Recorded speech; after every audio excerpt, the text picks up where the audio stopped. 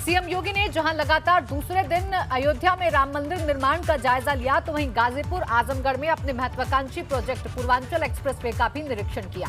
उन्होंने 31 मार्च तक पूर्वांचल एक्सप्रेसवे का काम करने और अप्रैल में प्रधानमंत्री नरेंद्र मोदी के द्वारा उद्घाटन कराने की बात कही। इतना ही नहीं, योगी ने सपा प्रमुख अखिलेश यादव के संसदीय क्षेत्र आजमगढ़ और अयोध्या में एक जनसभा को संबोधित कर पूर्वांचल के सियासी समीकरण को साधने की कोशिश की।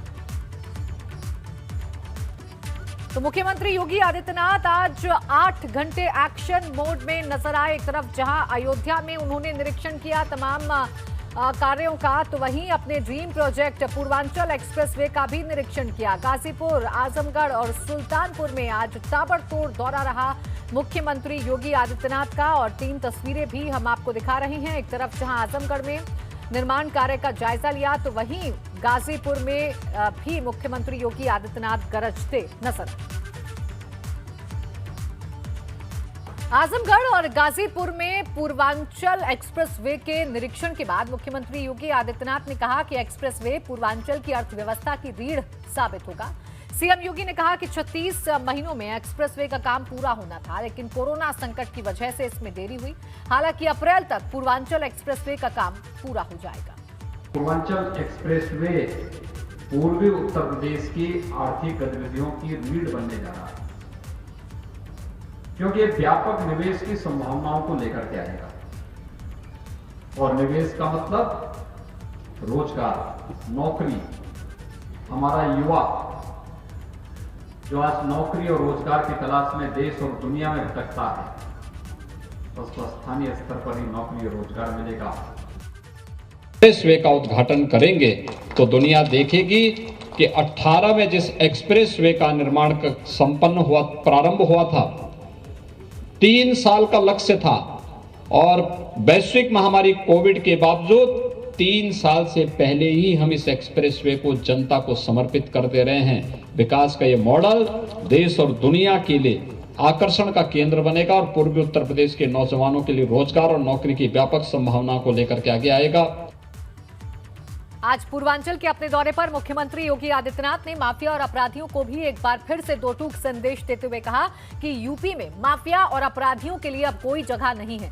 सरकार पूरी मजबूती के साथ विकास कार्यों को आगे बढ़ा रही है और प्रदेश में माफिया संस्कृति को खत्म करने का काम कर रही है। नए भारत के, नए उत्तर प्रदेश के लिए माफियाओं के लिए कोई जगह नहीं। विकास के कार्यों को आगे बढ़ा करके अपने युवाओं के उज्जवल भविष्य के लिए, गांव के लिए, गरीब के लिए, किसान के लिए, नौजवान के लिए, महिलाओं के लिए, प्रत्येक तबके के लिए कार्य कर रही है।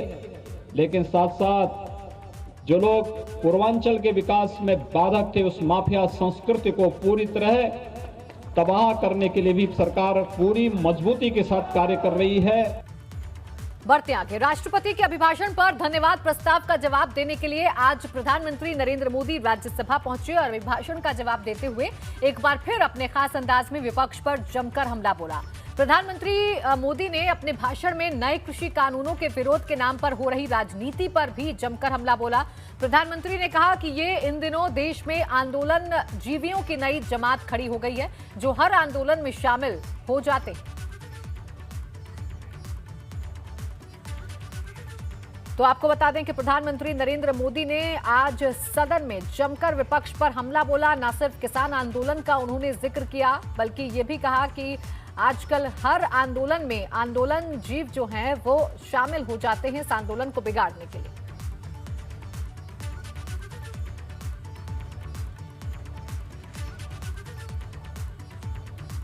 तो आज क्या कुछ कहा प्रधानमंत्री नरेंद्र मोदी ने सदन के भीतर, आइए आपको सुनाते हैं। ये सारी बातें पिछले 2 दशक से लगातार चल रही है, हर फॉरम में चली है। ऐसा नहीं है कि कोई अखबार काटने के बाद हर ने कहा और हर एक को लगा कि अब समय आ गया, हो जाए, अब समय आ गया। ये ठीक है, फुट स्टॉप कॉमा कोई इधर उधर हो सकता है, कोई ये दावा नहीं कर सकता है कि भाई हमारे समय की सोच बहुत ही बढ़िया थी। मैं भी दावा नहीं कर सकता हूं कि हमारे समय की सोच बढ़िया है, 10 साल के बाद कोई नई सोच आ ही नहीं सकती। ऐसा नहीं होता है जी। ये समाज जीवन परिवर्तनशील होता है। लेकिन मैं हैरान हूं, अचानक यू टर्न ले लिया भाई, ऐसा क्यों किया? ठीक है, आप आंदोलन के मुद्दों को लेकर के इस सरकार को घेर लेते हैं, लेकिन साथ साथ किसानों को भी कहते हैं कि भाई बदलाव बहुत जरूरी है, बहुत साल हो गए, अब नई चीजों को लेना पड़ेगा।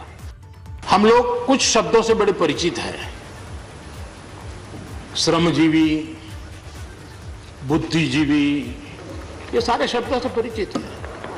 लेकिन मैं देख रहा हूं कि पिछले कुछ समय से इस देश में एक नई जमात पैदा हुई है, एक नई बिरादरी सामने आई है, और वो है आंदोलनजीवी।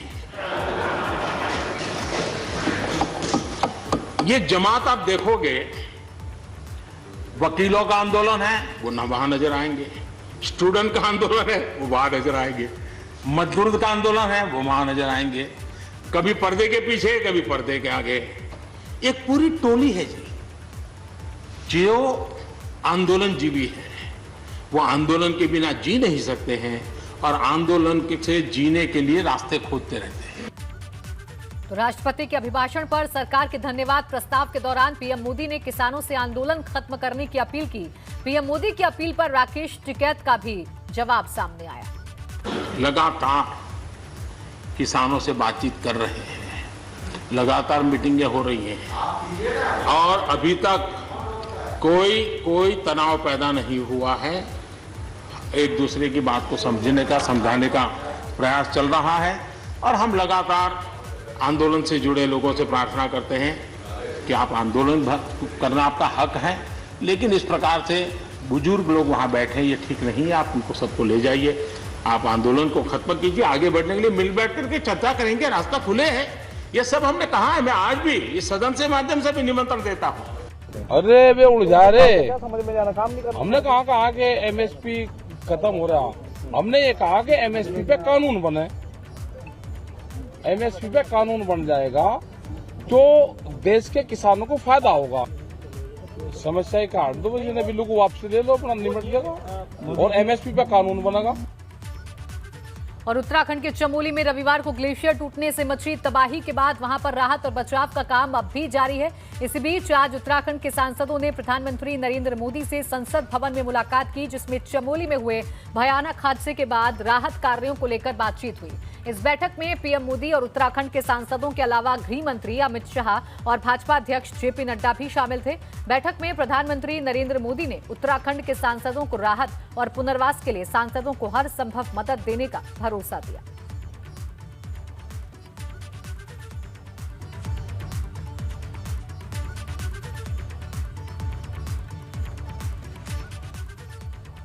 उत्तराखंड के चमोली में रविवार को ग्लेशियर टूटने से मची तबाही का असर उत्तर प्रदेश में भी देखने को मिला है। खौफनाक सैलाब के गुजर जाने के बाद अब भी मौके पर राहत और बचाव का काम तेजी से चलाया जा रहा है, ताकि भारी मलबे में अगर किसी की जिंदगी की जरा सी भी उम्मीद बाकी है तो उसे जिंदा बचाया जा सके। लेकिन इस हादसे में लापता सैकड़ों लोगों में उत्तर प्रदेश के भी कई लोग शामिल हैं, जिसमें से 30 मजदूर लखीमपुर खीरी के बताए जा रहे हैं, जबकि 3 लोग गोरखपुर के रहने वाले हैं।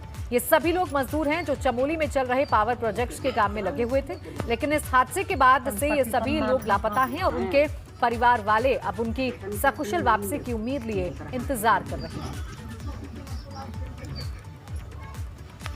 11 साढ़े 11 बजे सूचना मिली हम लोगों को कि वहाँ पे ऐसे हादसा हो गया है। हमारे गांव के 5 लोग फारूक हैं और एक हमारे यहाँ मतलब वर्मा में था, धर्मेंद्र वर्मा, जिसमें एक लड़का जीवित बचा है, बाकी सब लापता हैं। उनके बारे में कोई सूचना नहीं मिली है? अभी तो सूचना नहीं मिल पाई है, बाकी वहाँ पे बता रहे हैं पानी कम पड़ गया है और रेस्क्यू काम चल रहा है।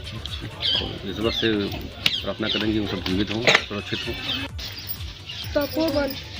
तपोवन उत्तराखंड गए थे? हाँ। अच्छा, क्या हुआ? आपको सूचना कैसे मिली कि घटना घटी है? लड़का बचा है, वही बता रहा था कि सब लोग वहाँ पे बंद हो गए हैं, बर्फ गिरा है। अच्छा, ये जानकारी वहाँ से फोन पे मिली है आपको? हाँ।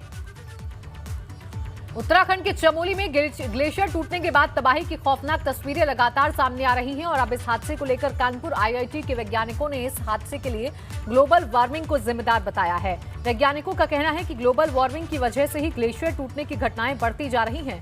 आईआईटी कानपुर में भू विज्ञान विभाग के प्रोफेसर इंद्रशेखर सेन का कहना है कि ग्लेशियर तब टूटते हैं जब बादल फटता है, लेकिन इस बार इतनी बारिश भी नहीं हुई थी कि ग्लेशियर टूटने की घटना होती। देखिए, अगर अभी तो ऑफकोर्स बहुत सारा जांच होने बाकी है, बट जनरली जो बोला जाता है इट्स समथिंग कॉल्ड ग्लॉफ। मेरा ओपिनियन में ये एवलांच ड्रिवन ग्लॉफ है, क्योंकि जनरली ग्लॉफ होता है आपका मानसून टाइम में जब बहुत बारिश होता है, जो आप पॉपुलरली हम लोग क्लाउड बर्स्ट बोलते हैं, उससे ये लेक बर्स्ट करते हैं जो ग्लेशियर बेसिन में है। बट अभी तो उतना बारिश भी नहीं हुआ है, तो ये अंदाज़ा लगाया जा सकता है कि ये मोस्टली एवलांच ड्रिवन है, जो बहुत बड़ी कोई ऊपर में एवलांच आए होंगे, जो ये अगर कोई ऊपर में ग्लेशियर लेक है तो उसको बांध को तोड़ दिया है, and that is why what we see today. मंगलवार को योगी कैबिनेट की बैठक होने वाली है, जिसमें सभी मंत्री मंगलवार को दोपहर 2 बजे टैब या लैपटॉप के जरिए जुड़ेंगे। इसीलिए सी कैबिनेट का नाम दिया गया है। आपको बता दें कि कुछ दिन पहले सभी मंत्रियों को टैबलेट पर कामकाज की ट्रेनिंग दी गई है। हालांकि कल होने वाली कैबिनेट की बैठक का एजेंडा अब तक सामने नहीं आया है। ऐसे में माना जा रहा है कि कल होने वाली ई कैबिनेट की बैठक में मंत्रियों से सिर्फ ट्रायल के लिए ही प्रेजेंटेशन लिया जाए। उत्तर प्रदेश में एक बार फिर से कांग्रेस की जड़ें जमाने की कोशिश में लगी कांग्रेस महासचिव प्रियंका गांधी वाड्रा जल्द ही पश्चिमी यूपी के दौरे पर आने वाली हैं। प्रियंका गांधी पश्चिमी यूपी के अपने दौरे पर 10 फरवरी को सबसे पहले सहारनपुर जाएंगी। इसके बाद 13 फरवरी को प्रियंका गांधी का मेरठ और बिजनौर के दौरे पर जाने का कार्यक्रम है, जहां वो किसानों से बातचीत करेंगी और कांग्रेस के संगठन को दुरुस्त करने के लिए कार्यकर्ताओं से मुलाकात करेंगी।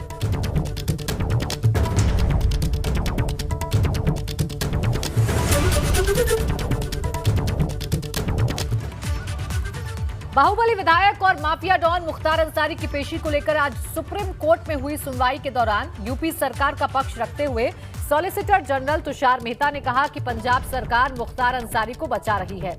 तुषार मेहता ने कहा कि पंजाब सरकार की तरफ से दिए गए हलफनामे में कहा गया है कि मुख्तार अंसारी बीमार हैं और डिप्रेशन में हैं, जबकि वो रोपड़ जेल में आराम से रह रहा है।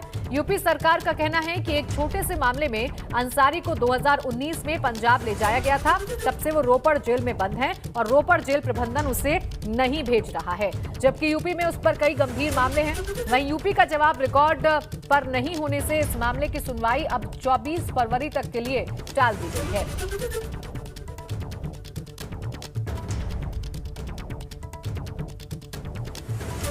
और इसी खबर पर ज्यादा जानकारी के साथ अविनाश तिवारी जुड़ गए मेरे सहयोगी। अविनाश, क्या कुछ अपडेट है आपके पास? देखिए, लंबे समय से यूपी सरकार कोशिश कर रही है कि मुख्तार अंसारी को यूपी लाया जाए, लेकिन ऐसा हो नहीं पा रहा है।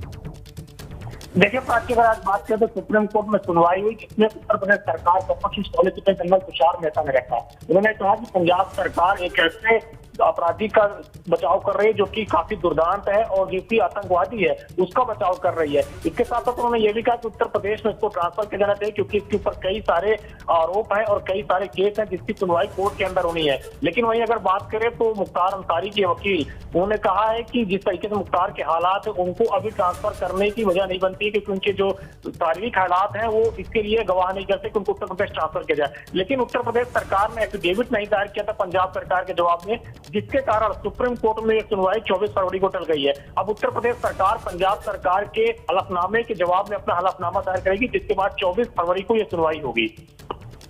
शुक्रिया आपका तमाम जानकारी के लिए अविनाश। तो यूपी सरकार की तरफ से अपना पक्ष रखा गया है और अब जो अगली सुनवाई है वो 24 फरवरी को होगी इस मामले में। अब देखने वाली बात ये होगी कि क्या सुप्रीम कोर्ट की दखलंदाजी के बाद मुख्तार अंसारी को यूपी लाया जाए।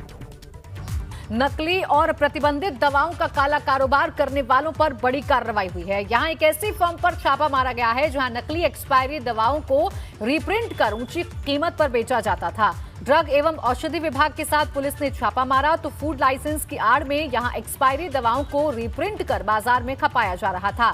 इस फर्म को राजौरा डिस्ट्रीब्यूटर्स प्रदीप और धीरज राजौरा नाम के 2 भाई संचालित कर रहे थे। इस मामले में आगरा के साथ साथ हाथरस, बुलंदशहर, फिरोजाबाद और बागपत के ड्रग इंस्पेक्टर्स को भी जांच करने के लिए भेजा गया था। फिलहाल जांच जारी है और ये पता किया जा रहा है कि इसमें कौन कौन लोग शामिल हैं।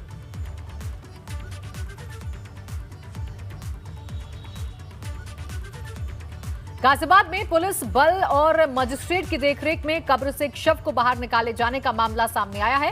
ये वाकया मसूरी थाना क्षेत्र के डासना स्थित मयूर विहार का है। दरअसल 31 जनवरी को रात में रेलवे ट्रैक पर एक युवती का शव मिला था। रेप के बाद हत्या की आशंका के मद्देनजर इस शव को कब्र से बाहर निकाला गया था। जिससे उसके गर्भवती होने और डीएनए टेस्ट किया जा सके। और इससे पहले पुलिस ने सुसाइड के तहत मामला दर्ज किया था और 3 आरोपियों को गिरफ्तार किया था।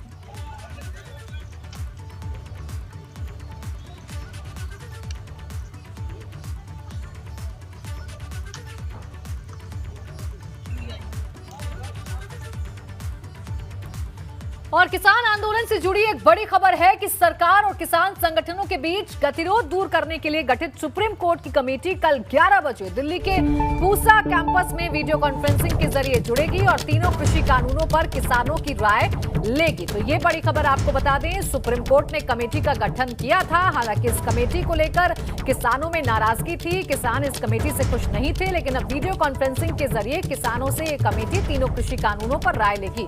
अविनाश तिवारी मेरे सहयोगी जुड़ गए। अविनाश, क्या जानकारी आपके पास? देखिए प्राची, अगर बात करें तो तीनों नए कृषि कानून को लेकर जो सुप्रीम कोर्ट ने समिति नियुक्त की है, लगातार किसानों से बातचीत कर रही है। कल 11 बजे राष्ट्रीय कृषि संस्थान दिल्ली में एक बार फिर से कमेटी बैठेगी और वहां पे वीडियो कॉन्फ्रेंसिंग के जरिए कई सारे किसान संगठनों से बातचीत करेगी। इसके अलावा कमेटी अब इस बात पर भी मंथन करेगी कि कैसे ज्यादा से ज्यादा किसान संगठनों तक पहुंचा जा सके।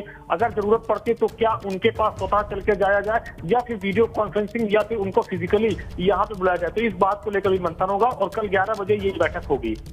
शुक्रिया आपका अविनाश तमाम जानकारी के लिए। तो कल 11 बजे सुबह ये बैठक होगी। वीडियो कॉन्फ्रेंसिंग के जरिए किसान संगठनों के साथ ये कमेटी बातचीत करेगी और कृषि कानूनों को लेकर उनकी राय लेगी। दरअसल सरकार और किसानों के बीच में जो गतिरोध था उसका संज्ञान सुप्रीम कोर्ट ने लिया था और इस गतिरोध को खत्म करने के लिए एक कमेटी का गठन सुप्रीम कोर्ट की तरफ से किया गया था, जो लगातार किसानों से बातचीत कर रही है और किसानों की राय ले रही है। लखनऊ एयरपोर्ट पर 29 लाख का सोना बरामद हुआ है। जूसर मशीन में छिपाकर ये सोना लाया गया था। आपको बता दें, विमान संख्या FZ 8325 से उतरे यात्री के पास 581 ग्राम सोना मिला है। बरामद किए गए सोने की कुल कीमत 29,02,683 रुपए बताई जा रही है। और सबसे हैरानी की बात यह है कि जूसर मशीन में ये सोना छिपाकर लाया जा रहा था। हालांकि उसे जरूर पकड़ लिया गया है और सोने को भी जब्त कर लिया गया है। मिर्जापुर से खबर है, जब प्रिंटिंग प्रेस गोदाम में लगी भीषण आग से जलकर लाखों का नुकसान हो गया है। फायर ब्रिगेड की गाड़ी मौके पर पहुंच गई है और आग को बुझाने की कोशिश कर रही है। शहर कोतवाली थाना क्षेत्र के पसरहट्टा बाजार का ये पूरा मामला है। तस्वीरें भी आप देख सकते हैं। ये एक प्रिंटिंग प्रेस है जिसमें आग लगी है। फिलहाल दमकल विभाग की गाड़ियां मौके पर पहुंच गई हैं सूचना मिलते ही और इस आग पर काबू पाने की कोशिश की जा रही है।